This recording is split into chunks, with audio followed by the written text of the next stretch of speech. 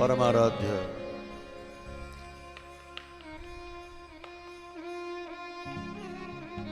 श्री राधा कृष्ण मिलित तनु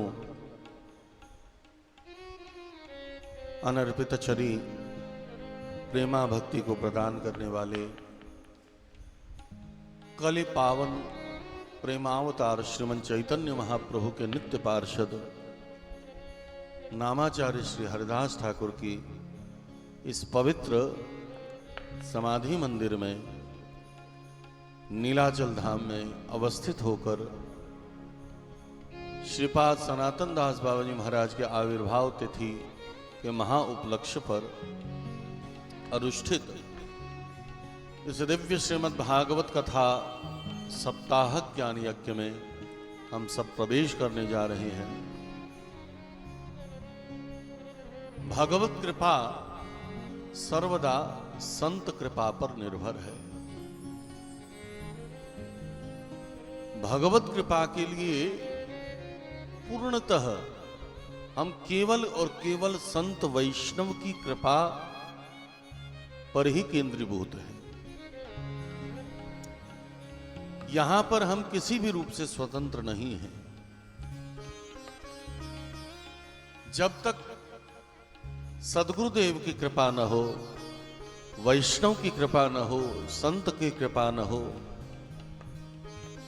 भगवत कृपा के इस सुंदर मार्ग पर चलना संभव नहीं है। हम सब पर महती कृपा है। इस संपूर्ण सनातन धर्म में केवल दो ही जन ऐसे हुए जिनको स्वयं भगवान ने अपने हाथों से अंतिम संस्कार किया।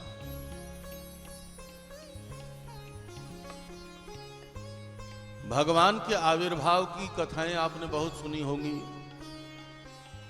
भगवान के भक्तों के आविर्भाव की कथाएं आपने बहुत सुनी होंगी, लेकिन स्वयं भगवान अपने हाथों से किसी का संस्कार करें, यह दृष्टांत इस जगत में केवल दो ही बार हुआ। या तो भगवान श्री राम ने जटायु को अपने हाथों से संस्कार किया, या श्री राधा कृष्ण मिलित तनु श्रीमन चैतन्य महाप्रभु ने श्री यवन हरिदास को अपने हाथों से संस्कार किया। ये सौभाग्य आज तक और किसी को न प्राप्त हुआ।